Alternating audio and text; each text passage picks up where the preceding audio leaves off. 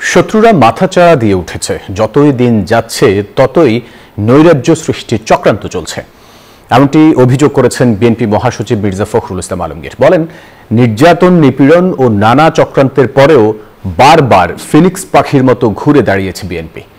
৭ November বিপ্লব ও সংহতি দিবস উপলক্ষে সারা দেশে ১০ দিনের কর্মসূচি ঘোষণা করেন বিএনপি মহাসচিব। এদিকে বিএনপি স্থায়ী কমিটির সদস্য গয়েশ্বর চন্দ্র রায় বলেছেন, বিএনপি রাজপথে নামলে সরকার টিকে থাকতে পারবে না।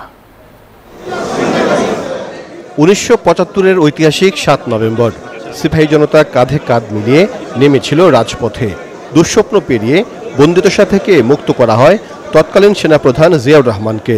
তাকে দেয়া হয় দেশ পরিচালনার গুরু দায়িত্ব।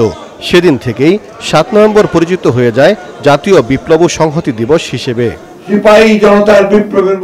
৫০ বছরে পা রাখছে এবার ঐতিহাসিক বিপ্লব ও সংহতি দিবস।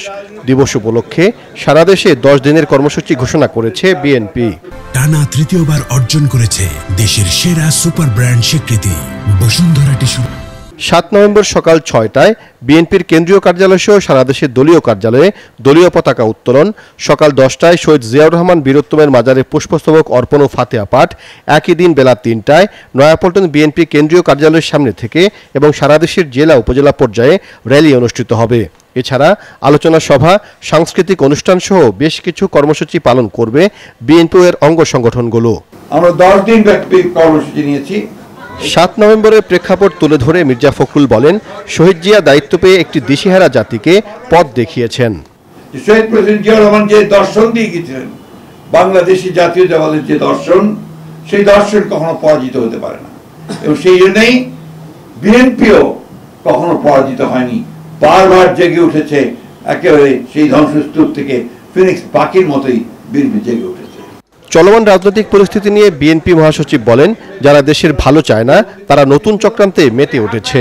আমরা দেখছি যে বাংলাদেশের শত্রুরা তারা আবার মাথা চালা দিয়ে উঠতে শুরু করেছে, মাথা তুলে উঠতে শুরু করেছে। আমরা দেখছি যতই সময় যাচ্ছে ততই বাংলাদেশে একটা অ্যানার্কিক সিচুয়েশন, একটা পুরোপুরি একটা নৈরাজ্য সৃষ্টি করার অপচেষ্টা চলছে। এদিকে সকালে ড্যাবের নবগঠিত পূর্ণাঙ্গ কমিটিকে সাথে নিয়ে শহীদ রাষ্ট্রপতি জিয়াউর রহমানের সমাধিতে শ্রদ্ধা জানান বিএনপির স্থায়ী কমিটির সদস্য গয়েশ্বর চন্দ্র রায়। বলেন, বিএনপি সহযোগিতা না করলে সংকটে পড়বে অন্তর্বর্তী সরকার। যেভাবে প্রতিবাদ করার কথা আমাদের পক্ষ থেকে, আমরা সেইভাবে প্রতিবাদ করছি না। কারণ আমরা যদি প্রতিবাদ করি বা আমরা যদি মাঠে নামি, তাতে সরকার টিকে থাকবে কিনা সন্দেহ আছে। আর সরকার যদি টিকে না থাকে তো বাংলাদেশের নির্বাচন অনিশ্চিত হবে।